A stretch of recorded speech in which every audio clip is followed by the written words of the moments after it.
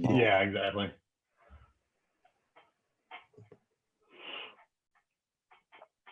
Okay, it's starting.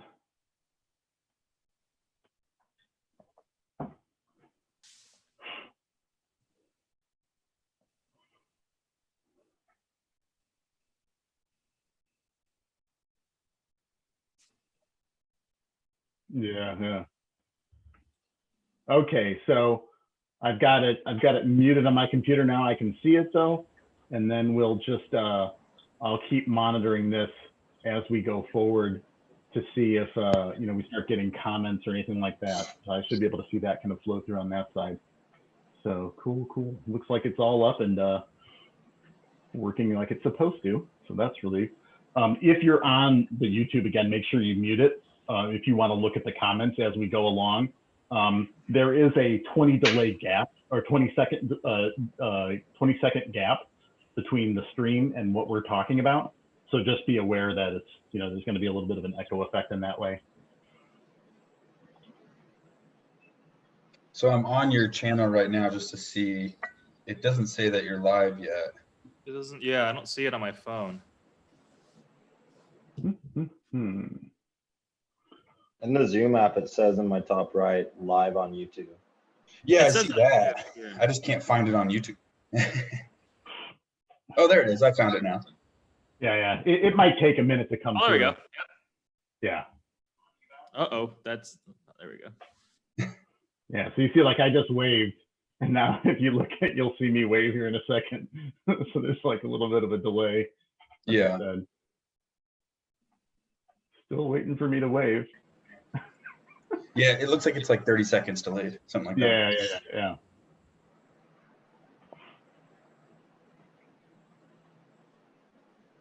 We have 4 people watching. It's double. Woo! That's probably all 4 of us. There was my wave. Yeah. No, it probably is right now. But yeah, no, this has already been helpful. I've gotten like 10 more followers like just in this afternoon. Good. Nice. It's a lot for me, So I mean, I figure with like a combined viewership between all of you, like on Instagram, I think it's like 50,000 or something between all of you. Like I got to be able to get at least a couple of tens of people, Yeah, for sure. That's what it's all about. I'm gonna post real quick that we're actually live. Yeah. I will do the same. Oops.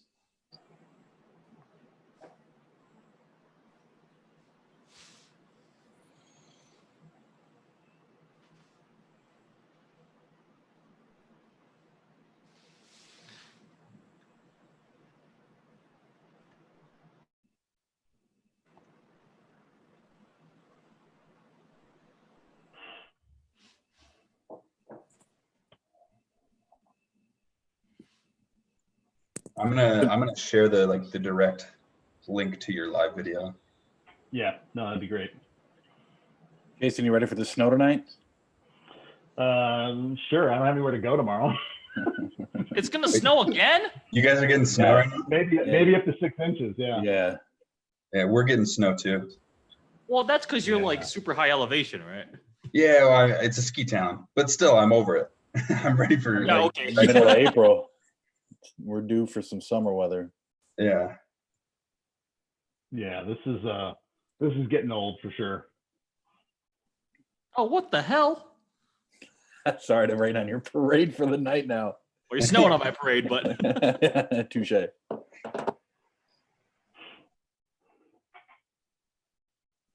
sucks. They say it should be gone by the afternoon. Yeah, not that we have anywhere to go, really, but true.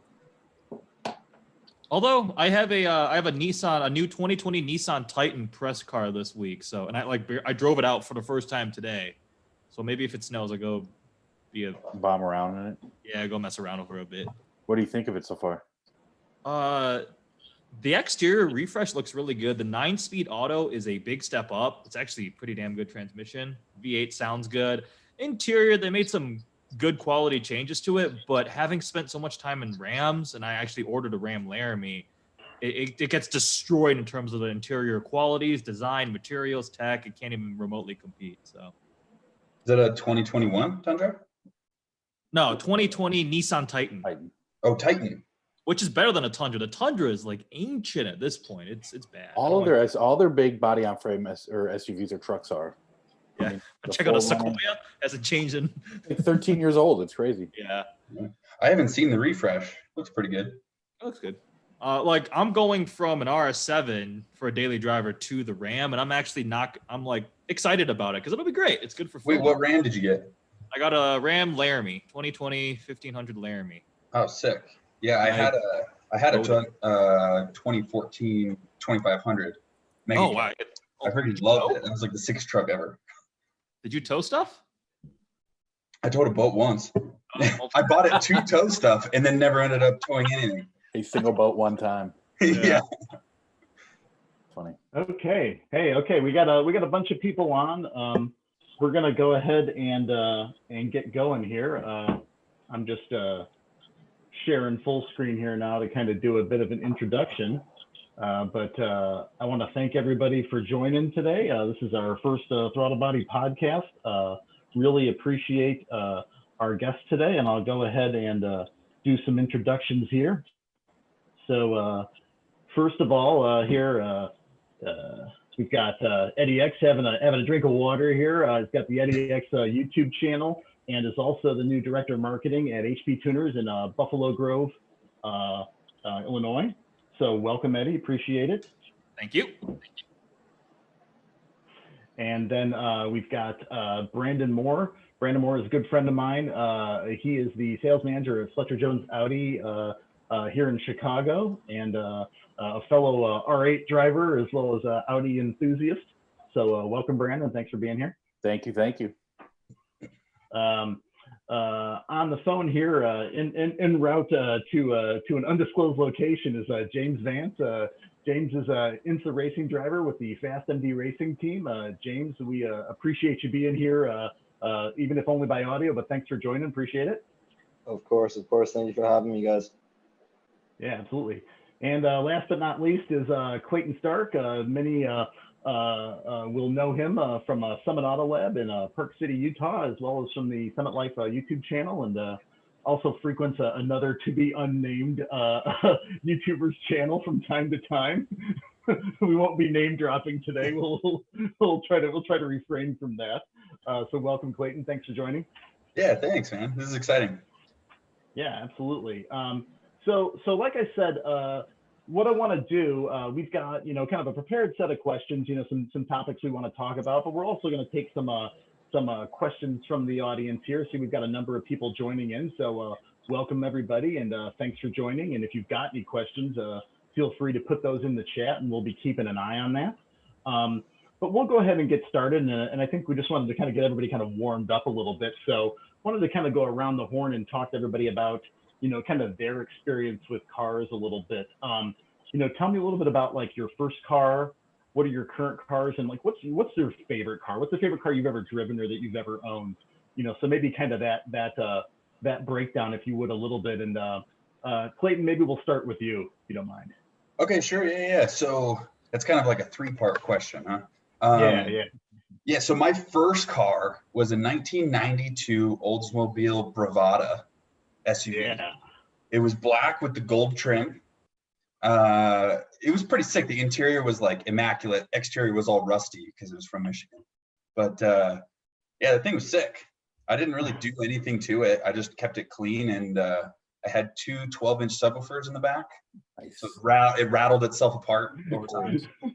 And then my current cars, I have 6, I think.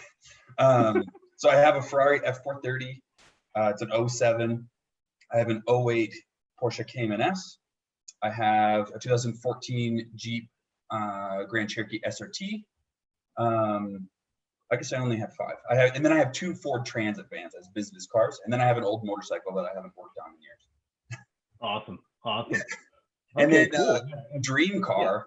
I was actually thinking about it earlier today. Was it dream car or favorite car I've driven? What was the question?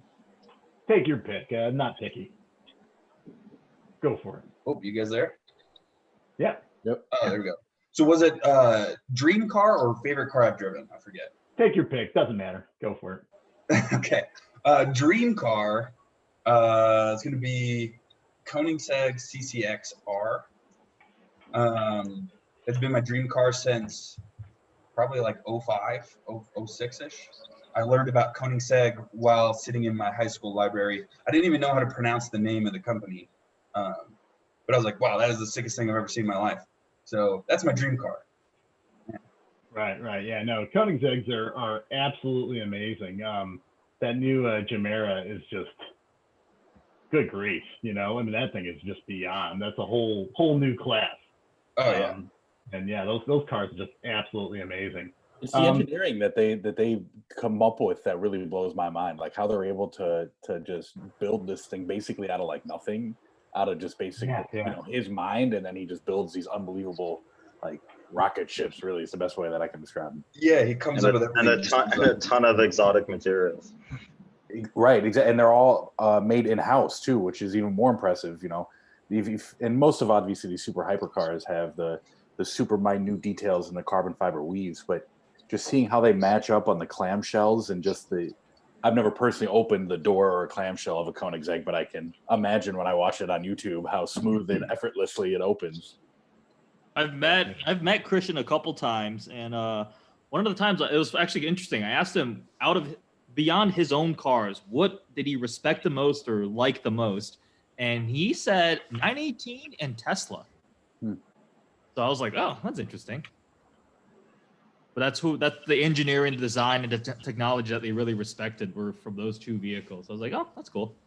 Yeah. Genius. Well, that's what I kind of wondered, if they were going to go more electric, would they ever try to borrow battery tech from Tesla? That's what I'm kind of surprised, is that none of the automakers that are going electric, I was talking to somebody about this on Facebook today, that I mean, I really view Tesla's killer app, not the car, but their battery tech. And I'm really surprised that nobody's like licensed that, because, you know, that like, at least like with Audi and Porsche right now, you know, their offerings, cool cars, but again, the range is like, it's kind of the thing holding it back, I feel like. But anyway, okay, well, thanks, Clayton. You know, good background there. Eddie, how about you? First car that I ever was driving was a 1999 Mercury Villager minivan. That's my mom's old car in high school. But the first car I actually bought myself was a Boss 302 Laguna Seca. Really like Mustangs, and YouTube had been going well for a couple years. And a month before graduating college, I'd saved up enough. I chose that over the E92 M3 because I've just been a Mustang guy my whole life.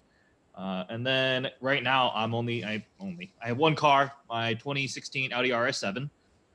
Prior to that, I had a S4, V8.5 S4, and a gated manual R8 V10 Spider. So we were at disconnected times, R8 brothers apparently. Sold that. Best car I've ever driven. Ooh, one of my favorites is the manual 991.2 GT3, the Porsche GT3 with the manual transmission, 991.2. Love that thing with the 4-liter. And then, I mean, I've been lucky to have reviewed a lot of cars, so McLarens and Ferraris and stuff like that. But I really, really like that Porsche. And then the best car, dream car, would be a Huayra BC. Oh my gosh, I love Paganis, same level thing, but. A friend of mine out east, their family has a couple, and it was one day we literally hopped in a Huayra BC. We ripped it down this country road, got some gas, and just sitting at the gas pump with the doors open and the clamshell open. I'm like, oh my God. And when we're taking corners, the front active arrows going up and down. And then we hopped out of the Huayra BC and hopped in the Huayra Coupe, which then we took to another car show. It was crazy. I like Paganis a lot. So. Is that Sparky? Yeah, Sparky and BT. He's an awesome guy. Yeah, great guy. Well, that's crazy. Yeah. Well, yeah, that'll work. That'll work. James, how about you? I feel like this is such a loaded question to ask me. I feel like it's going to be the only question I can answer with the time I have. First car, it's completely polar opposite of what I do now, but it was a 93 Chevy short box pickup, and I was from a country town, so I put a 6-inch lift on it, 33-inch mud tires. It was completely uncharacteristic of what I do now. And then as things got more serious, my road car became less, I guess I just didn't care as much about it. So I think for a while I drove a Jeep and stuff, and then when I got onto the factory Mini USA BMW team in IMSA. I got a crazy deal through BMW Canada and what have you. So I managed to, I had an M2 and then I had an M4 for a while. I'd say the M4 is probably my favorite road car to just drive around. But I mean, it was very, like, obviously it's off brand to what I do now. Now I just drive around a 2016 Audi Q5 S-Line, but it's fine for what I need, you know? But then when it comes to like my favorite car, like I've driven literally so much on the track, you know, like I've driven Senna GTRs, Aston Martin Vulcans. I mean, You drove a but, Vulcan? you know, yeah, I drove the Vulcan. It was actually about four weekends ago. My friend Chase Crossan, he owns one, and yeah, he wanted some coaching, so we went out and I told him that he's doing this, and this wrong. He's like, well, I don't get it, so show me. So I was like, okay, you sure? He's like, yeah. Okay. But, you know, if I screw it up, you know, it's not on me. He's like, yeah. I'm like, okay, cool. Yeah, I mean, that car was cool. I mean, that car was more of I'd say a visceral experience more than like a performance experience. Like, don't get me wrong, you did some really cool stuff in the car, but from a performance standpoint, it's more of a yacht, you know, it's more of a showpiece. Like, it feels like an absolute boat on the track in the same way that when I drove the prototype in the Rolex 24, I mean, that thing felt like a boat too, because the square footage of the car on the track is so much bigger than, say, if you go and take a GT2 RS out on track. You know, the wheelbase and the square footage of that car on the track feels like a go-kart in comparison. So, I mean, with all that said, I mean, my most desirable car for the track still to this day, and it's probably the most reasonable car in today's day and age when it comes to supercars on the track, but is a Lamborghini Performante. It's, you know, it was one of the originals with the ALA and the Active Aero, and I mean, well, and I think that car still to this day, I can get in one tomorrow and it will still blow my mind. And it goes up against any race car. Like, you can still have as much fun in a Performante as you could in a GT3 Cup car, you know? That's awesome. Well, fantastic. Yeah, and if I didn't mention it before, unfortunately, James is he's ended up having to have some last minute travel here, so he is going to have to drop in a little bit. So we're going to kind of work through that the best we can. But James, thanks for those answers. Appreciate it. Of course. Yeah. So Brandon, how about you then? First car that I drove, I had a 02 Mini Cooper S, one of the first 600 ones in the country. The day my old man bought it, he was driving down Rush Street in Chicago in front of Gibson's and Carmine's, and there was a 996 turbo in front of him and a 360 Spider behind him. And he said people were running out of Gibson's asking him what that car is, where can they get it, and who makes it. I was in London about a year before. I was 14, 15 years old, and that was right when the new Minis released. And obviously right around the turn of the 21st century, there was all these retro cars that were coming out, PT Cruiser, the Beetle, and I found the Mini and I loved it. And I was fortunate enough to get one when I turned 17. And the first car I bought with my money was a 88 16 valve Scirocco that I actually still have. It's a pretty good story. I drove it for 3 years every single day, which was probably a terrible idea. It was super minty when I got it. It had like 55,000 miles on it, and I probably put 15,000 miles on it in 3 years, and sold it off, regretted it, almost immediately as I signed the title over. But I didn't have the ability at the time to keep multiple cars. So Hey, Brandon, to your point, still one of my favorite cars to this day is the Mini Cooper GP. I haven't driven one, but I heard that they're fantastically fun. It's honestly, this is a crazy story, actually, just real quick. My friend bought one on a whim one day. Like, he literally needed a new car. He was having a bit of a midlife crisis, I guess you can call it. And he's like, got a baby on the way, whatever. And we're like, yeah, get a Mini Cooper GP. It'll be a great idea. Like, all your worries will go away. And I'm not kidding. Like, he lives in a city too. And that car for the city, I swear, like, that car saved him. I say it every day. Like, it was the coolest friggin' thing in the world, that car. It was like Christmas morning every morning.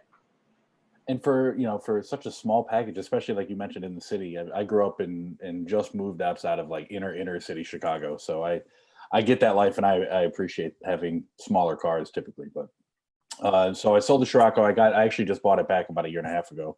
I found the guy that I sold it to through Facebook of all places. Nice. Same And one, huh? the same car. I sold it to a guy that I worked with, and then he flipped it basically. And yeah, I found this guy on Facebook. I just like Facebook Scirocco Chicago, and boom, it popped up. It was the first picture, and he posted it like 3 years ago. It's really kind of ridiculous. So I messaged him right away, like, hey, can I buy, you have no idea who I am. I wouldn't be surprised if you don't answer me, but can I buy my car back, please? And he said, absolutely not. I love this thing. It's never going anywhere.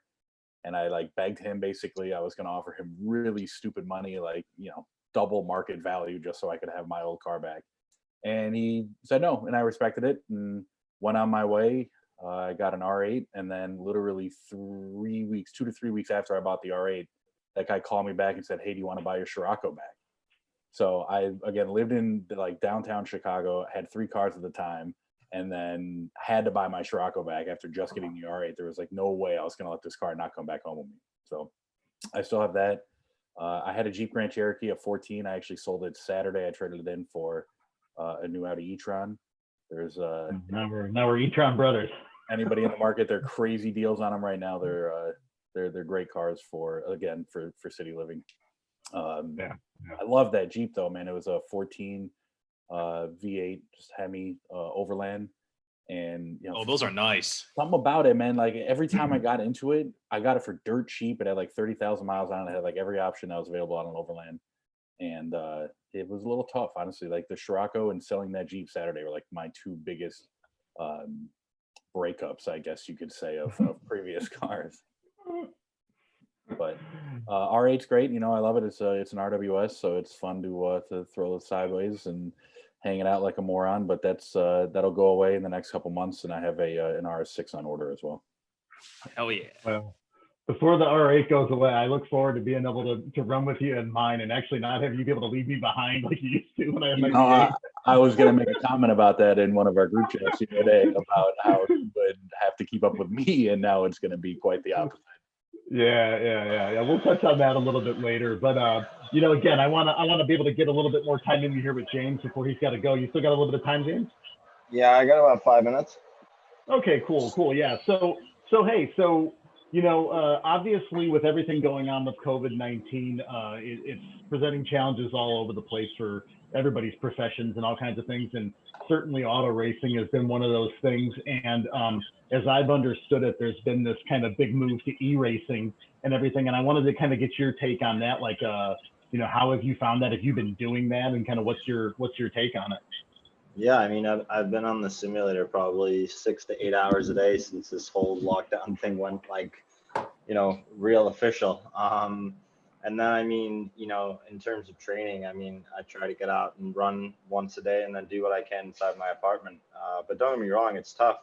And the sad reality about all of this is there's going to be a lot of real race teams that won't make it through this, because they rely a lot on people doing well and people funding teams, and it's kind of it's a domino effect. And ultimately the e-racing's provided a really good platform for some drivers to prove themselves from the real world, and it's also given an opportunity for e-racers to prove themselves against real world guys. So it's gone both ways, and I think it's provided a source of entertainment. But I think with all that said, I think people are ready to get back to the real thing. And I think it's going to be a big adjustment for our industry. I think there's going to be a lot of changes, and I mean, I'm excited, but I'm also kind of, I don't know, like I'm a little nervous to see where things end up, but we'll see. Everyone's in it together. Yeah, absolutely.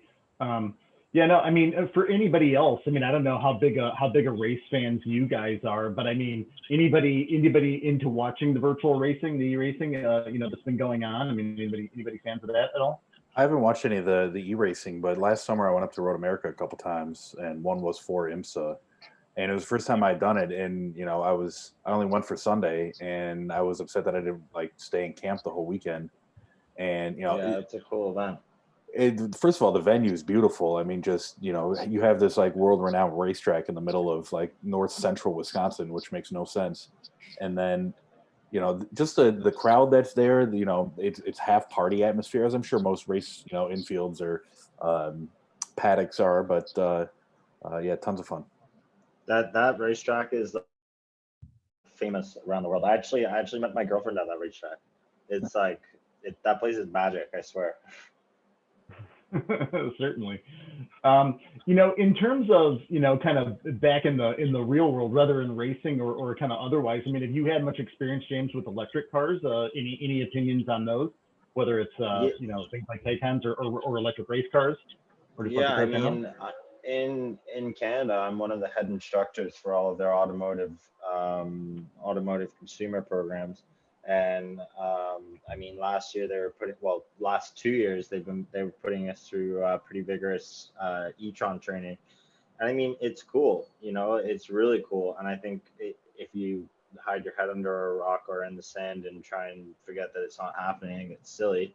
I think if you look at the advancements in e-racing, I think it's crazy. And when I say e-racing, I mean like electric racing. Sure. You know, you see where Formula E started, where they had to start with 2 cars, and now they're at 1 car and they're 30-minute races. I mean, you know, the progression is so much quicker in what we experienced with regular combustion racing. And, you know, I think with what's available in technology, I think that it would be silly for racing not to go that way. And trust me, I'm the first person in the world that doesn't want, you know, gasoline and like combustion engines to disappear. But like at the end of the day, it's just the way things are going, you know. And if you try and resist it, I mean, you're just going to get left behind. So you might as well get on board. And so, I mean, yeah, I like it. It's got 4 wheels. It's got a steering wheel, brake pedal, gas pedal. So, I mean, at the end of the day, as long as it goes faster and slows down, I mean, you know, we can race them. You know, I've seen marbles or something like that racing on Facebook. So, I mean, That video was really well produced. that wasn't it? I was actually quite surprised. I was like, damn. But the thing to me that I'm curious for people's take on, you know, from what I've seen from Formula E and that kind of stuff is the noise. The noise is like the difference, you know. And this is a big thing for me with electric cars generally, you know, like when I've got the wife and kids in the e-tron and we're doing polls, it isn't all that awesome. But have you seen how they put on a Formula E event? They make it a citywide event, right? And they they make it a party, and then they make a feature and an event of the party, the race. So like everyone's partying, and then it's like, hang on, everyone take a second. We're gonna watch these silent race cars go out and race. They watch it and then they go back to doing their thing, you know, like, well, it's very inclusive of cities. And I mean, you know, I agree. I mean, I love the sound of it. And trust me, when you're in the car and like you're revving the shit out of can I say that? Shit.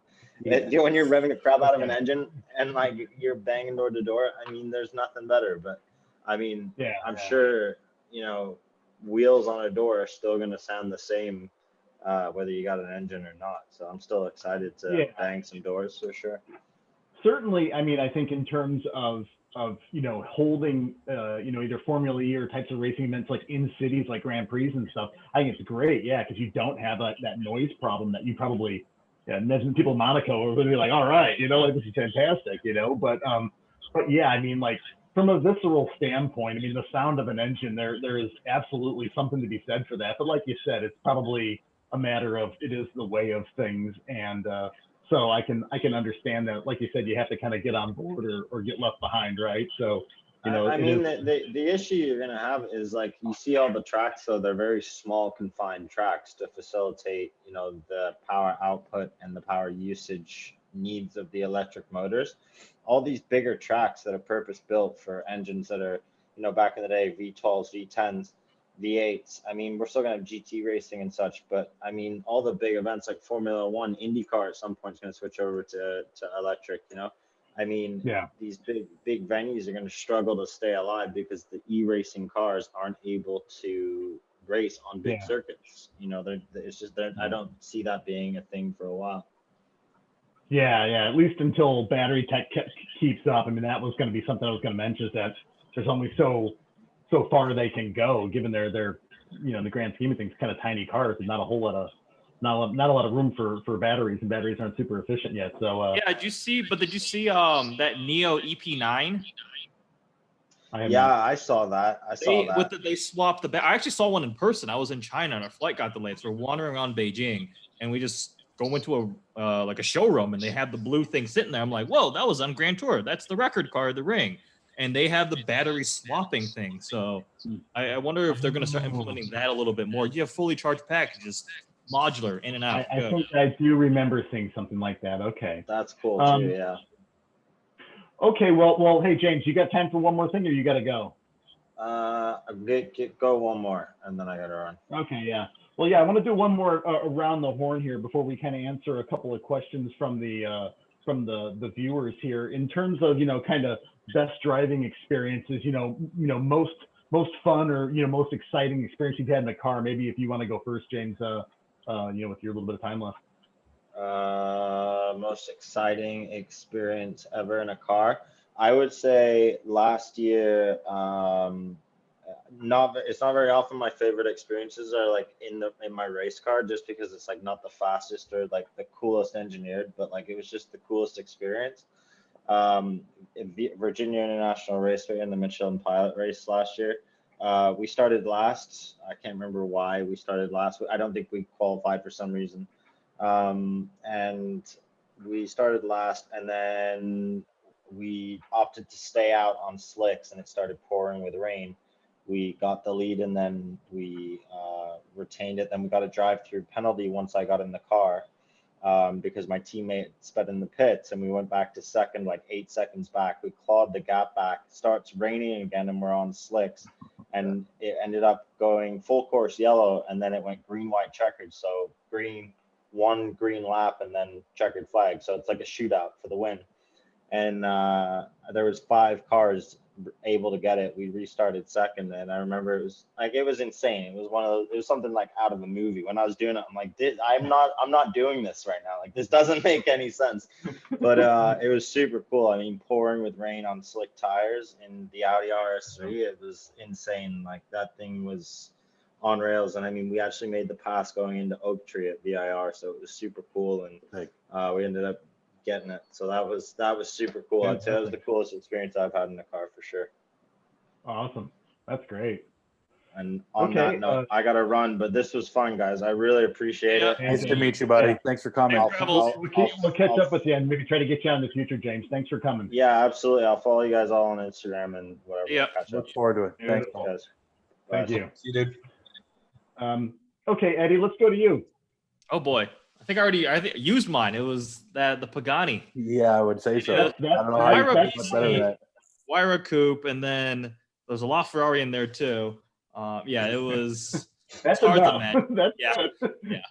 Otherwise, honestly, I was thinking about when you brought it up immediately, going way back, my first like exotic car experience. And I think the first thing I drove that was like pretty exotic was a McLaren 12C. And that's been my dream car since it first came out. I still kind of want to buy one again. That's why my username is EddieX616, because somebody had EddieX, and 616 is the horsepower output of the McLaren 12C, and that's how much of a fanboy I am. Oh, but I thought that was like an area code or something. Yeah, that's the McLaren 12C's horsepower. I love the 12C. I know it's not the newest, it's not the most reliable, but I love it. But it's I don't get that feeling of excitement as much anymore because I'm spoiled. I'm sure a lot of us are. I've owned an R8, had an i8, I've driven and tracked all sorts of things. So it kind of fades. You get accustomed to it. So I kind of miss the feeling of pure joy and excitement. Like, oh my God, I'm driving a McLaren. I'm like, yeah. So, dude, I'm in the exact same boat. I know exactly what you're talking about. Yeah, you get jaded. Yeah. I was actually looking really seriously at a 650S before I bought my second R8. Those are cool, man. Like, I'll admit, I got a little scared off by the warranty extension and just sort of some of the stigma around McLarens, but I mean, they're awesome looking cars. I mean, we've got Brandon and I've got a buddy that's got a 570S that's just it looks like a damn race car on the road. You know what I mean? More so than ours, I think. But yeah, I'm just a little on the fence about like, I might be able to afford to buy one, but can I afford to own one? As a friend of mine, once said to me. So it's kind of that sort of thing. But okay, Clayton, how about you?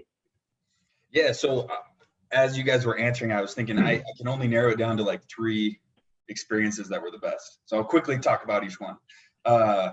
They were all kind of on rallies. So we have some viewers like exotic car rallies, like you got like Gold Rush Rally, Course America Rally, and then really local ones too that are like city based and stuff like that. Probably the first experience I want to talk about is like kind of what Eddie was talking about.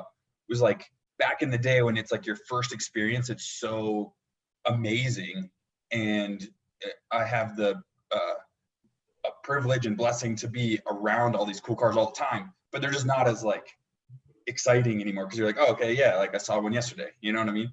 But it was probably the first time I rode in an Aventador was in downtown New York City on Corsa America Rally 4 years ago, and we were at the Porsche dealership having a party on the roof with all the cars because they have like an elevator, which was cool. You don't really have that in Utah. But so I got in a red Aventador and we rode down the elevator and then through Times Square back to our hotel, which was really cool. It was insane. And that was Sparky's red Aventador. Oh, nice. He still has that. Yeah, Jeff. So that was really fun. Another amazing experience was the first rally that Faith and I went on, my wife. We had been dating like 2-3 weeks, and I went on that Course America Rally on the East Coast. So I was just sending her Snapchats over and over again, and she's a car person, so she was just like super crazy jealous. And a month after that rally, there was a North Face rally out of Toronto, Canada. So we signed up for that one. It was our first rally together, her first rally, and we rented an R8 V10 manual, which was amazing. And we went to Montreal, my first time there. It was really cool. We went to New York. We went to Atlantic City, Niagara Falls. Just that whole rally was probably my favorite rally of all time because it was like, there was like 100 cars and like 80 of them, it was their first rally as well. So everybody was super friendly. I made tons of friends from all over Canada and the US. It was a blast. So if you guys ever want to do a rally, you don't even have to own an exotic car. You just have to be a nice person. You just rent a car and then go on a rally. Because I didn't have a car at the time. I had sold my Cayman. I don't know if being nice is a requirement to go on a rally. If you want people to be like your friend, you got to be nice. If you want to do it again, you want to do it more than once. Yeah. And then the last experience, so this was like a fight for the best experience. The other experience was James and I and Faith went down to Vegas a couple years ago and hung out with Houston at Royalty Exotics, and we got some rental cars to go take out. And that was the first time I got to drive the Ferrari F12, which is one of my dream Ferraris. And we got to go out. Don't drive an 812. It'll ruin the F12 for you. Yeah, clearly. Well, the F12 is pretty awesome. And we got to take it down like south of Vegas and open them up. I can't really say how fast we were going, but it was very fast. And after the limitations hasn't expired yet. Yeah, but it was a blast. Yeah, it was just driving that car because I've always loved it online. It was my first time like getting the feel for it and driving it, so it was sick. Awesome, But, yeah, awesome. that was pretty good. How about you, Brandon? Mine's a little along the same lines, and I will throw a shout out to Jason for Rally 150 last summer. In like, I don't even know what, 2-3 weeks, you put together this like day-long rally through basically Western Chicago and Northwestern Indiana and then Southwestern Michigan. And, I think we ended up with 70 cars roughly, right? And there was... It was 50, but yeah. 50, well, 50, 70 we did. I think my triple down there was 375 for the day. I think I averaged sub 10 miles per gallon. There were multiple like 150 plus mile an hour runs on like these super backcountry Indiana roads. We stopped for lunch. There was, a whole bunch of people that I knew, a whole bunch of people that I didn't know that I've obviously, as everybody can attest to, when you get into these situations with these people that you've never really met, obviously, as Clayton suggests, being nice is really a good suggestion. Because, yeah, that's what I'm saying. Yeah. You start these bonding groups, right? And like, it's so really funny to me how I've come to know Jason is, obviously it's all through socials. and I was in a hotel room in Vegas on my birthday, and I was like blacked out drunk, and I found somebody who put a Christmas tree on their R8, and I posted a comment like, "Oh yeah, I did that this year too, except I didn't put a blanket underneath mine because I'm a dumbass." And within 10 minutes, I was in this group chat with Jason, and here we are, a little bit over a year later, and I've met probably 100 people with same mentalities like mine, and from a personal perspective, I've sold cars off of it, so it all came from being nice and going out and having a drive. Absolutely. Yeah, and I would echo. I mean, Rally 150 was definitely really, really cool. I'd had aspirations to do a sequel to that this year. Not ruling that out, but obviously, given the current environment, it's going to be interesting to see how the rally season plays out this summer for everybody. So we'll kind of see. I also had a chance. One other experience to cut you off, Jason. Yeah, Just no, go ahead. Since he's unable to be here. You were there for this. We got up with B-Rogue and the B-Rogue Huracan. This is what I thought you were going to say. Dude, that Huracan is insane. Well, so, I'm in the R8 and I'm doing like 110 in like fourth gear and I'm ready to go. And he's next to me.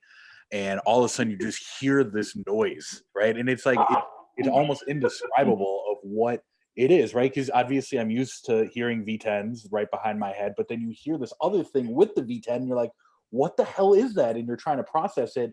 And then before you know it, like he's so far down the road while I'm still moving pretty fast in an arguably a pretty fast car.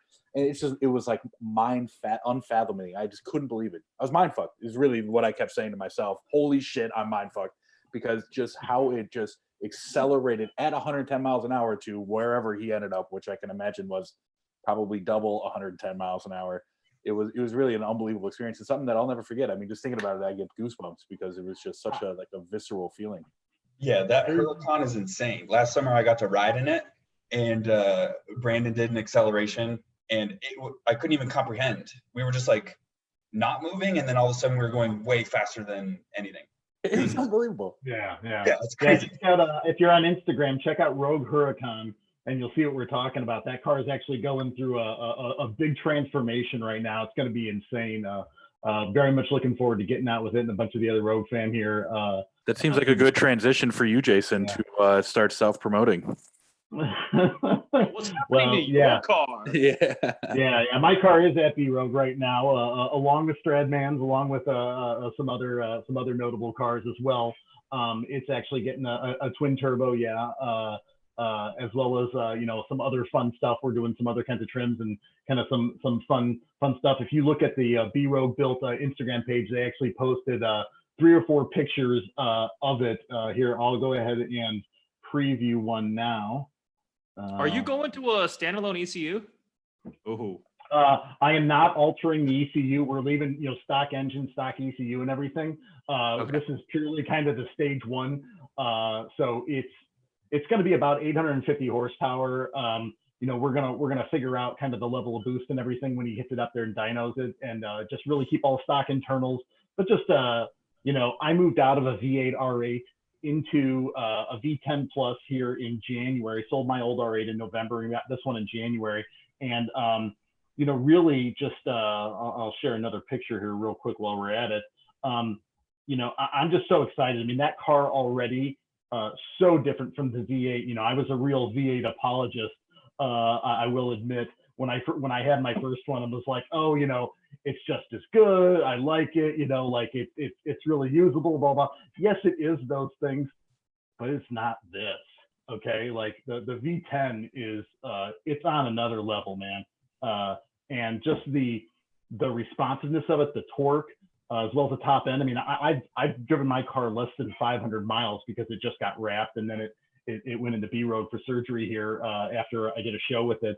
And shout out to Mo Graphics again for my wrap. Thank you to those guys. It's just totally on another level, and I'm so excited. The car's gonna be done in a few weeks, and Clayton, we've already been talking about if you guys do end up coming through Chicago this summer, want to get you guys in it and check it out for sure, and get you out here with some of our crew again. The night that Brandon was talking about, we did a couple of those night cruises last year, and they were pretty epic. I remember getting down to the Field Museum one night, and one of them, I think it was the first one. I remember Brandon got out of the car just about shaking, excited because he'd been really cruising. I think I was back a little bit in the V8 pack, with the juniors. But yeah, it was a lot of fun for sure. Okay, well, we've had a couple of questions from the viewers, so I want to get to a few of those here. So just kind of get my notes. One thing that's been dominating the internet for the last couple of weeks was this big crash in New York of this Mirage GT Porsche. I'll be honest, like, I get it. It's a nice car, and like, the guy was, was in whatever state of mind when he did it and everything. But somebody asked kind of, anybody have a hot take on this, or any kind of perspective on it at all? Anyone want to feel that? Don't do drugs and drive. Yeah. Yeah, I mean, that's one piece of advice. I would also say, and Yeah. from watching the video, obviously he was driving like an asshole, but we all know that CGTs don't have any type of nannies on it. And it was early in the morning. He was probably up partying all night, and those tires are cold, man. Like, Yeah. even on the R8 with all the nannies on and shit, there's been a couple times where, I've caught it. One time I literally thought I was stuffing it. Like, I had ESP was in sports, so it wasn't all the way off, but it wasn't all the way on. And I felt like I was, fucking holding it out at 45 degrees for, 155 feet, which clearly it was like 10 degrees for like 10 feet. But, it scared the shit out of me though. I puckered up and I think I turned my music off and threw it in drive and just did like 7 the whole way home after that. Gonna get serious now. Okay. Yeah, right. Exactly. But, in looking at that video, just seeing the way he kind of just lost the back, to me, it screamed cold tires. Definitely. I was impressed how well he drove away after it was like completely fun. Wheels were front end. pointing in the same Not just direction. that, but I mean, you also always hear about how difficult the clutch is on a CGT. And I was hearing that the car was stolen at first, which was the rumor going around. And I was watching the video and I'm like, there's no way that someone who just stole that car could be so eloquent with that clutch pedal. Yeah. And obviously it's unfortunate to lose such a cool car, but I mean, what are you going to do? It's not my car, so I couldn't. You can rebuild it. Yeah, there's a lot of morbid curiosity that goes along with it, though. Obviously, it being a really nice car. I mean, it reminds me of the Veyron that went in the lake a few years ago, and how that was like a big thing when that happened, obviously. And that was obviously a big F up that maybe Tavares should get his hands on this too. He knows that as well. Who knows? Okay. Another question we had, Clayton, was for you, and it was about Porsches. Maybe kind of your opinion of, the question was kind of worded as how are Porsches to drive? The person is considering getting one. I guess, how do you, when you look at your 430 compared to your Cayman, like, how do you compare that or other Porsches you've driven to other supercars or sports cars? Yeah, so Porsches are awesome. It's kind of hard to answer because everyone's a little bit different. Everyone's at a different place in life and everyone has different incomes and that kind of stuff. But I absolutely love my Cayman. I think it's super easy to drive. It looks much more like expensive than it really was, which was a really fun thing to have. It was like kind of like a budget car. I mean, so I bought an 08 Cayman S. This is my second Porsche Cayman. I had a base model before. I spent about a year looking for this exact one. It's black on black with all the options. There's a few options from the factory that it doesn't have, but that are really unnecessary that I didn't care for. But it has like sport seats. It has like the lap timer up on the dash, the sport chrono. So I spent a year looking for this exact one. And a lot of people are surprised on the deal I got it for. So sticker price was about $75,000 from the dealership, and I got it for $19,000. How many miles? It had 100,000 miles. Yeah, So but it's fine. It's yeah. at like 118,000 miles now. It's fine, totally good. But it was cheaper than like Subaru STIs that I'm looking at. Those were like 30 grand. So I got this for 19 grand. It was awesome. The only thing is, I think the question was running at somebody was looking at buying it for their first car. It depends on how. It's kind of a weird question. It depends on how much of a car person you really are. A lot of people like cars, but they don't like working on them, which buying a nicer car, you're going to be spending a lot more having the dealership or shops work on it. Whereas myself, I can kind of push my budget for a car a little bit higher because I do all the work myself and I really enjoy working on my cars. But for, you've somebody you've got a free assistant too. That helps as well. Yeah, which is pretty great. But yeah, if you're Sal like, can work on cars. what was that? Sal can work on cars. Yeah, Sal. Yeah. He sits on the parts. He keeps them from running away, right? Yeah. Yeah.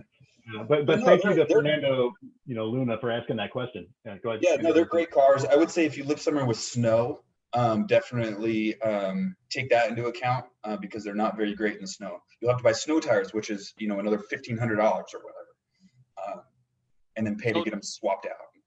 Some 911s are actually, obviously yours is mid-engine Cayman, but if you want a Porsche, 911s, because they're rear engine, the extra weight over the tires actually does help with low traction situations. Yeah.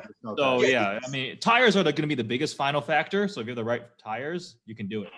Yeah, you can. You just got to keep that in your mind. If you're buying, even if you're buying a 911 Carrera 4, and it's got half-life on the tire still, and you buy it in August, but you live in Michigan or Chicago or Utah, within a month of buying that car, you're going to have to buy new tires.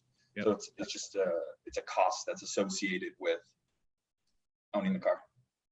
Yeah. The going to when I got into my first R8, that was kind of definitely the line where it was like, okay, now it's serious. I've got to buy different sets of tires for the seasons and stuff like that. And yeah, your service costs kind of exponentially go up. I mean, I was leasing A7s before I got into my R8, and I had the nice Audi Care plan and went in, and my servicings were all free and everything. And then you get really punched in the face and you take an R8 into a dealer and ask them for an oil change. It's a real kick in the nut. Oh, that's another thing too. I was actually reading the comments, and my fans know me better than I am. I totally forgot I have a 99 Jeep Cherokee Classic XJ outside. I forgot about that car. So I have another car outside, but it's the same thing. So I was so used to buying Ferrari parts and Porsche parts that when I got that Jeep XJ, dude, I could do like max out lift and tires and stuff for like nothing. So you got to keep that into account too. I know the guy who asked the question was talking about kind of his first car too. You got to keep that in mind. How much are parts? Do you want to mod it? That kind of stuff. Yeah. Okay, well, so let's pivot here a little bit to a couple of the other questions that we had that we were kind of kicking around here, to talk about. One was since we're talking about the Porsches and about their maneuverability in the snow or in the wintertime, talking about rear-wheel drive versus all-wheel drive or quattro if we're talking Audis. Obviously, Brandon and I are big Audi guys, and Audi guys are always quattro, and all this kind of stuff. But I wonder, I mean, is that overhyped? I mean, I know, certainly Brandon, again, in the case of your R8, it's only a rear-wheel drive, but mine's four-wheel drive, but I think it's largely rear-wheel biased. I think it's 85-15 or something like that. And I've heard in a lot of the other Audis, it's like 70-30. I don't know what the ratio is on a lot of other cars. I know on my e-tron, it's like 60-40, but you hear about, obviously, BMW, Mercedes, all these, they make different variants of four-wheel drive or two-wheel drive. I mean, what's your guys' take, Eddie? I mean, I know you drive a lot of cars. I mean, what's your take on, is that really four-wheel drive hype, or is there really something to it?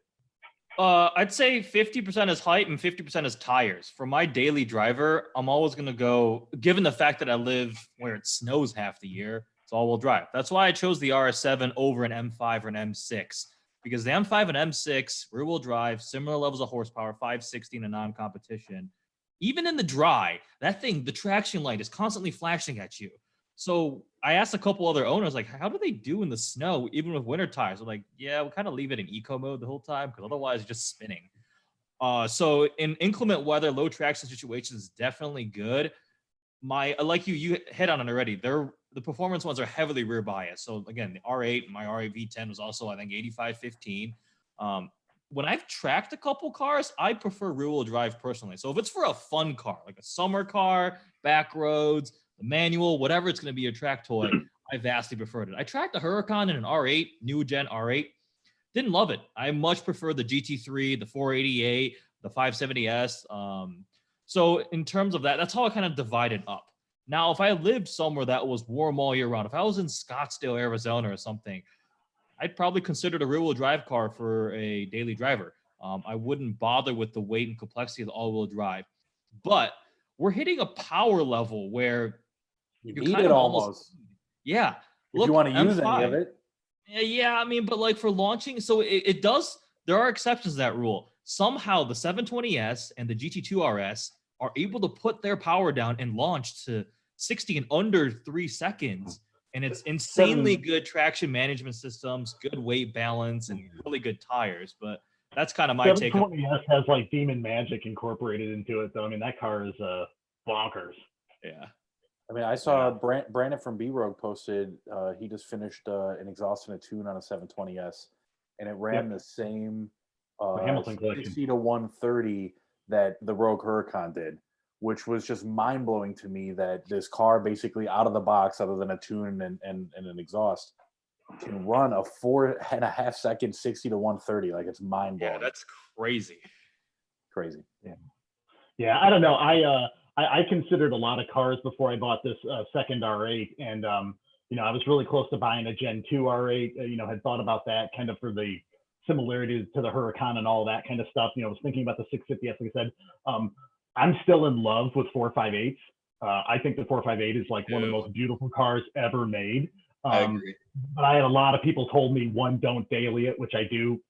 Relatively speaking, I daily my car. I work from home now, but anytime I go out, like I want to drive my car, which is why I'm going crazy right now because I haven't had it for 2 months. Wait, why did they say don't daily a 458? I would say daily it. Yeah. A lot of people, you know, told me, one, don't daily it, and they said, two, like be really careful with it, obviously in the winter time. Okay, winter, That yeah. I can understand being rear wheel drive, but I mean, I heard a lot of, you know, almost everything I read, people just said like they're not super comfortable cars to daily. Now I know like Jim Kolke, you know, that you know, Brandon, you know, you and I know he drives his 458 a lot, or at least he did before he got his Lambo, and you know, he's never really complained about it. But yeah, I don't know, man. You know, I just heard a lot of feedback like that, and the prices started to creep up on me a little bit where it didn't end up making sense. But I still think those cars are so awesome. I mean, I like those. Talking about 458s, a couple of years ago, before I moved into my shop, I was working in that underground garage with the Stradman, and there was a guy in that garage that had a yellow 458 with Soto Zero winter tires on it. Mm-hmm. And dude, it'd be like a Park City blizzard. We'd be getting like 2 feet, and I would just see him like plowing down the highway. So he would say like with the snow tires, he's like, yeah, this thing rocks, and he'd be like flooring it and sliding all over the place. He loved it. So yeah, like tires are really the main thing in your driving ability. Because I grew up in Michigan, and my first car was all-wheel drive.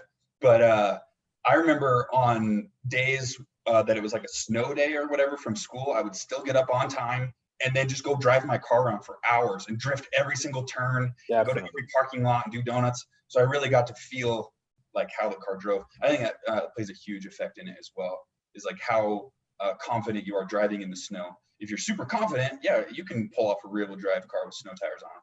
But if you just moved to Montana from LA, I would say get all-wheel drive. People underestimate tires. It's like, oh, you have all-wheel drive. Why do you need snow tire? You can get going, but you're not going to stop and you're not going to turn. Well, yesterday was the perfect example of this. There, if you guys didn't hear, there was a 54-car pileup in Chicago when we had a light snow yesterday morning. Brandon, it was like right outside your windows at the dealership, right?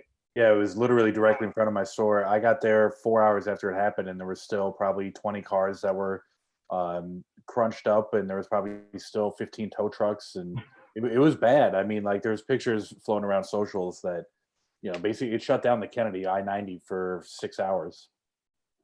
Yeah, it's crazy, and I think that from what I've seen too, you know, Eddie, you hit on it absolutely, that tires make such a difference. You know, you see a lot of people that are out there way too early in the season on summers or way too late in the season on summers, and it's like you got to switch it up. I mean, Brandon, I know like end of last year we were like, oh, we got to be careful, you know, still running summers, you know, and like, yeah, I'm a huge snow tire proponent. Like I grew up, my old man instilled in me that, you know, if you drive 40,000 miles in your car, you're going to go through two sets of tires. So why not have a really, really good set of performance summer tires and a really, really good set of winter tires? That way you get the best performance. They wear the best possible, right? Because if you run winters and summer, they're going to burn out quickly. And if you wear Your summers and the winter, but same thing. It's too hard. It scuffs and You just crash. right. Who cares about tires if you're Don't have a car anymore. Tires will be fine. The car will just be screwed. Yeah. Yeah. No, I have driven in the winter with summer tires just because you needed to move the car somewhere or something, and it's like you're good to good, and then all of a sudden you're just not good, and it's like Right. I'm spinning in a circle. There's nothing I can do. I'm Full not lock. good. But a funny story about that. My old boss moved to Chicago from North Carolina, and he had an M3, and he had a driveway with a little bit of a hill in it, and and he was he's coming out of a all temperate climate area, and moved here, and like one of the first snows, he's like yeah, I went to move the car a little bit, and I was just like 360 and on my driveway because he still had summers on it, and he was trying to move it like 5 feet. Anyway, okay, well, good stuff on that topic then. Next thing I wanted to touch on, again, kind of also, Clayton, this is going to come back to your Porsche as well as I think to my car and some other things that we've done, is talking about mods on cars. I know like with my first car, I always knew it might not be my last car. So when I thought about mods and things, I always thought about stuff that was reversible or that was very bolt on, that was pretty easy to sort of unwind if I wanted to, move on from the car. Obviously, with this new one, I've said, okay, I'm going to be in it for a little bit longer, and doing the TT kit it's more of a financial as well as a mechanical commitment where you can unwind it, but it's kind of a pain in the ass to do so, obviously. Now, Clayton, you've raised that bar substantially with the Porsche, and you said, I'm going to go ahead and cut my fenders and go wide body and really go all in on it. I guess, what's your guys' take on on reversible versus non-reversible mods, and kind of how you do that mental calculation there? And Clayton, maybe I'll start with you and kind of what your mindset was with the Porsche. Yeah, sure. So I'm a huge advocate for reversible mods. Pretty much every car up until That's the guy cutting up his Porsche. I'm a huge advocate. So all the cars I've had up until I drilled holes in my Porsche, I've always done super basic mods. And these are the mods I tell everyone that DMs me or asks me at car meets, like, what mod should I do to my car? I think like proper mods are like ones where you look at a car and you're like, wow, that looks really good. It looks better than the other ones I've seen, but I don't know what's different about it. Those are my favorite mods. They look proper. They look like they should be there. And in the past, for me, that's always been like an exhaust, lowering springs, or like coilovers, just lowering the car a little bit. And then adding, just filling the wheel gap, like with some offset of your tire, or some wheel spacers are always a cheap option. That's always been my mods up until my Cayman. And maybe side skirts, front rear diffusers, things like that. Yeah, things like that add a little bit, but you can always take them off and it'll look like it did before. I kind of like that because it's non-committal. You can always go back and sell the car later. But for my Cayman, I kind of wanted to go out of my comfort zone. I wanted to do something that I've never done before, that was meant to be like full commit type thing. And I played around with a bunch of different ideas with my Cayman, and then when Pandem unveiled the V2 kit for the Cayman, it was just like, that was the decision. Because before, the V1 didn't look very good, and I was like, I don't really like that. When they unveiled and I saw the first photo of the V2, I was like, yeah, that's what I'm doing, and I bought the kit right then.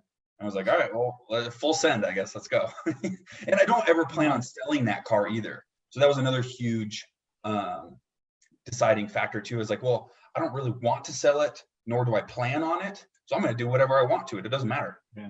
Well, I guess you were low investment into it too, as you were kind of saying before. That's another reason why when I bought the car, my budget was 20 grand, is because I knew that I'd keep it for a long time. I would do things that I couldn't go back on. Yeah. But if I was to go out and buy a Huracan, I probably would not be wide bodying it. Yeah. Yeah. My logic there was really tough, because as I said, I was money into a Gen 2 R8 from a friend of mine from Crown Rally that I was going to buy. Great car, really modded out.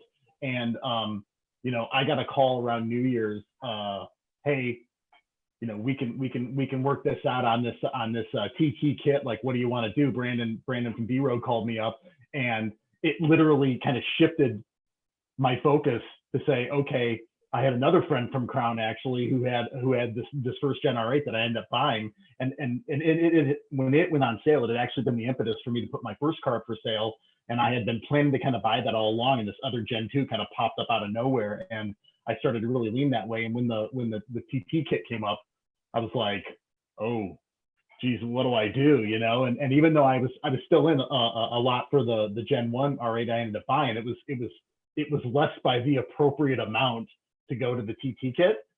And I kind of said to myself, when am I ever going to be able to do this? I mean, I'm married, I've got kids, like I've got, you know, a window of what I can do financially. You know, so from that standpoint, it was like, okay, if I downgrade to the Gen 1, which for a lot of it I like better than a Gen 2 just for me personally, then I can add that on and go crazy. I mean, then, you know, it ended up being the right thing for me, but, you know, not necessarily for everybody, you know. Mm-hmm. Eddie, any thoughts from you? So I'm kind of torn because I work for an aftermarket company. We supply tunings, calibration support for a variety of platforms. On my personal cars, I've approached more of a OEM plus type of thing, which is, I think, echoing Clayton, where it looks very good, but it's not tacky or over the top or too obnoxious in any way. So I've gone like tune, exhaust, intake, wheels, maybe aesthetic mods like that. So my RS7, I mean, it was just going to be, I'm selling it, but the plan was it has wheels on already, wider, fills out the wheel wells much better. I can run wider tires slightly. And then a lowering module because on air suspension. I was going to do a Miltech exhaust, and then it's already fully loaded with the carbon and the colors and everything. So that's what I would stick to. Would I like to go crazy build? Yes, but it has to be a dedicated car. So something like the Cayman or the R8, where it's not my daily driver, so I can mess with it. I mean, it's down for 3 weeks at a shop. That's fine. Not Okay. a problem, right? If I could have multiple things, so I'm pursuing multiple ideas as I go forward, depending on when the world decides to stop ending. Whether I'm going to buy a more expensive exotic sports car or like a cheaper toy to like mess around with, create some content with, and have fun with, and try the mod world. But for me, I think at the end of the day, it's going to be, I don't want to take things too far beyond for my daily driver. I want to get into doing a full crazy build, but it'd have to be for like a separate toy dedicated for that purpose. Exactly. Gotcha. I would follow the same sentiment. I mean, you know, I'm turning into a Jeep guy. As I said, I just sold a WK2 and I had a WJ and a ZJ before that. And, you know, I probably dumped 8 or 7 to 10 grand into the WJ. I took one in on trade, super cheap for like $1,000, and then obviously spent 8 to 10 times that just to, you know, lift tires, diffs, shit like that. And, you know, it's fun. Yeah. And then, you know, I like the searching out of the modifications versus necessarily either installing and or using said modifications. It's just sleuthing through the internet to find it. But, you know, it's fun. But then, you know, I say all the time, I'm never selling these cars. And then, you know, it pops up and I'm like, fuck it, let's get rid of it and I'll get something else. Right. Yep. And, you know, am I worried about it? No. You know, I enjoy it. I do definitely believe in it. It can't be my only safe mode of transportation. Right. If I'm going to be doing something stupid, I have to be able to get to work and I have to be able to run to the grocery store. So, you know, I try to, I'm currently at 4 cars. I try to keep it at 4 cars to keep some resemblance of a normal bank account because my wallet typically hates me for all that stuff that I do. But no, it's fun to, it's a toy, right? I mean, I just picked up an 01 S4 on a forum out of Georgia for like S4. Like $2,000. Yeah. Follow me on Instagram. I got like 100 followers. It's sick. But no, you know, it's a great car. It has 225,000 miles on it. It spent its entire life in Georgia and SoCal, so it looks like it has 75,000 miles on it. And you know, if I'm going to get into modding something, that's definitely probably what it's going to be, right? Because it can, you know, sit in my service department for 4 months, and you know, it's not costing me anything, right? I bought it for $2,000. I put $2,000 or $3,000 into it, but you know, it just sits there. It's not worth anything in the market. If I go to try to sell it, I might get 25 or $3,000 for it for the work that I put into it. But it's you know, it's a toy, and that's essentially the way I look at them, right? And other than the dailies, which is going to be interesting for me getting into the RS6, which, you know, is obviously not necessarily a toy, but it kind of is a toy. but it will be my daily. I'm gonna, use it in the winter. I'll have snow tires, and I probably won't mod it at first, but we'll see how long that lasts. I would love to let Brandon at B Road kind of turn it into like his R&D car, and have it be a John Olson special, right? yeah, I mean, my goal is to get a B Road sticker on one of my cars, so we'll have to make that happen hopefully with the R6. Well, not to be a total B Road shill, although I'm perfectly fine being one. I can say that, kind of going back to the talking about, the mods and reversible versus non-reversible, with my first V8 R8, when I had my car for about 2 years before I put the B Road titanium exhaust on. And honestly, like, I don't even know how I managed like before that. It was like I bought a new car at that point. When I first heard that thing start up with the aftermarket exhaust, and I went all stupid and took the bumper off and went all crazy with it, and I was responsible. I drove it around that way for a year and a half every day, and I put 30,000 miles on that car the time I had it in 2.5 years, so I drove it a lot. But I mean, man, that, like, an exhaust to me, like, that's got to be one of the first mods people put on a car. I mean, it's an absolute game changer. Probably that, and like, stance in terms of like wheel gap, like you were saying, Clayton, is another big one. If you're riding high, it can feel a little silly, but the exhaust is such a game changer. And I'm so excited to hear about, like what mine's going to be like now, because I just know it's going to be like a fighter jet. And I actually told Brandon the other day, I actually am doing a cat delete on it too. So I'm really looking forward to fire. Yeah, like it's going to be absolutely insane. I'm pretty excited about it. And yeah, it's they're still finishing the exhaust, and they'll be working on the intercoolers, and then we're mounting a big wing on and stuff. So There it is. I'm definitely going to play with it. Yeah, but it's titanium exhausts are a pretty awesome mod for sure. Are you going to run a rear bumper? Because it almost seems like a mandate that if you have a twin turbo kit, no rear bumper, so everybody knows I have twin turbo. Here, hold on, let me interject here real quick. I think personally he shouldn't, because before on his V8 he ran no bumper without turbos. Without so turbos. now that he has turbos, he should wear a bumper and then really fuck with people's mind.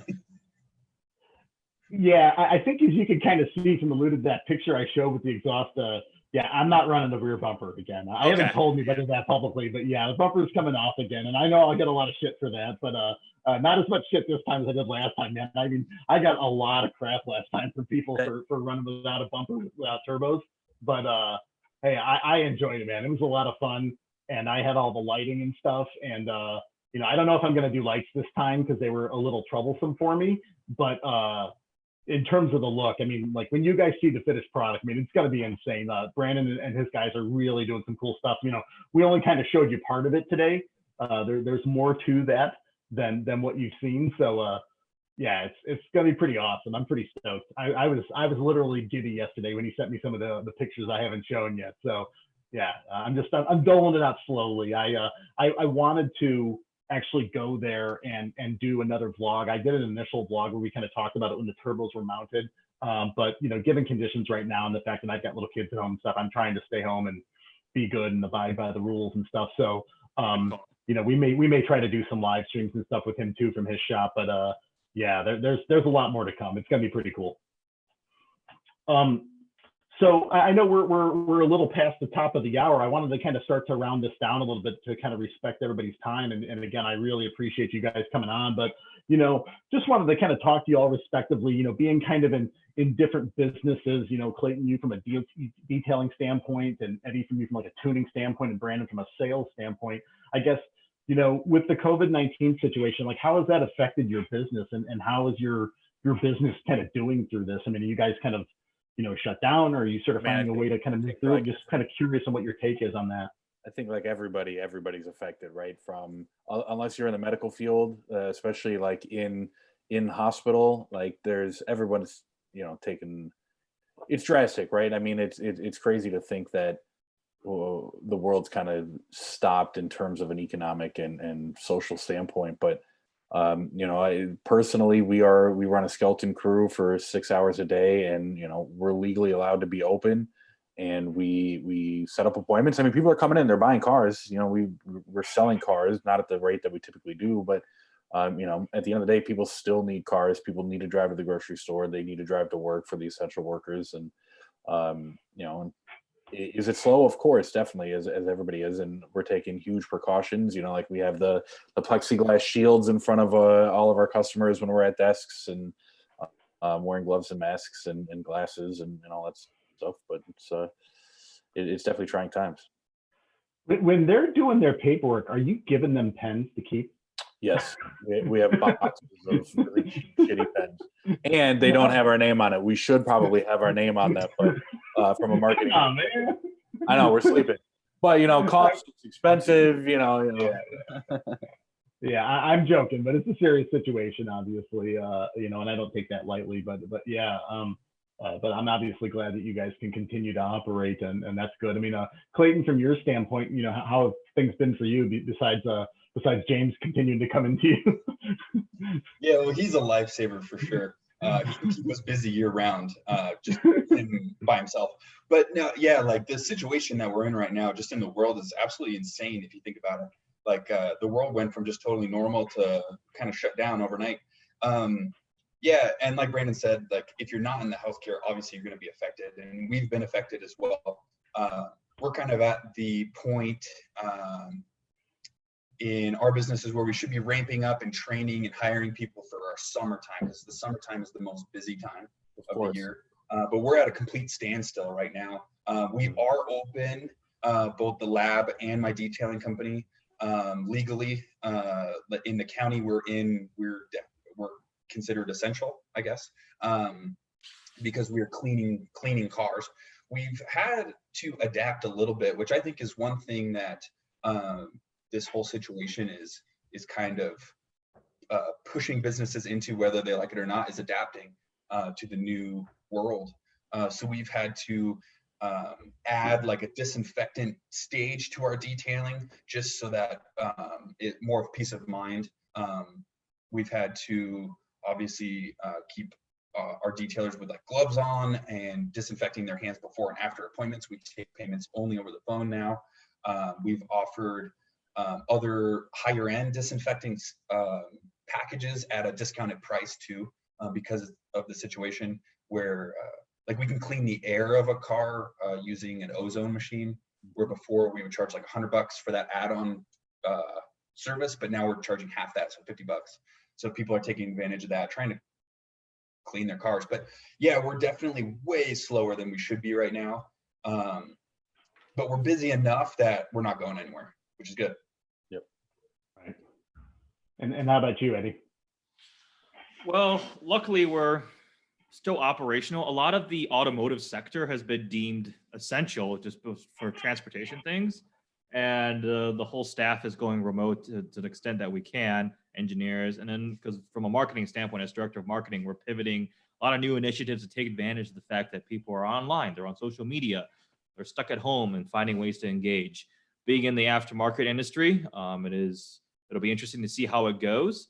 And for as of now, we're still optimistic and we're going to keep going. It was funny, Brandon, you're talking about the sales. In Michigan, the initial shelter in place banned auto sales. It's interesting. So it was, I mean, in the scheme of things, lower down in the priority, but I ordered a truck like a month ago, and it got built, and it made it out of the factory before all of them shut down, and it got delivered to the dealer 6 a.m. the morning after the shutdown went into place. And my sales guy goes, well, it's here, but I can't give it to you. I'm like, what do you mean? I'm already approved for everything. The paperwork's all good. And he goes, yeah, we're legally not allowed to. So I'm like, well, so I'm waiting. But that didn't make sense to me, because if let's just say a healthcare professional gets in an accident, their motor blows or they total it, they're not allowed to buy a new car to get to work. I was like, that seemed kind of weird to me. But as you guys said, it's uncertain, it's widespread. Everybody's gonna feel it, so we'll see how it goes. But up to this point, it's been all right. YouTube content though has just been a lifesaver. No, it's like I don't know what to do right now. Yeah, I'm in the same boat too, where it's like I had to cancel a bunch of trips and video ideas and stuff like that, where it's like I don't know what to film now because I'm like vacuuming in car and then taking a nap. So I don't know.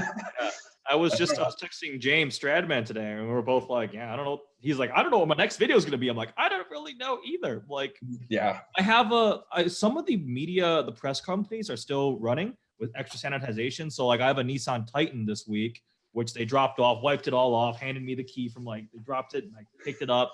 But like I don't have anywhere to go. So like it just sat in the garage for 2 days. I'm like, I need to go drive it at least somewhere. So I went and took it out, but and like I go to dealers a lot or subscribers that give me their cars to drive and film. And that kind of isn't really a thing you can do safely anymore. So Yeah.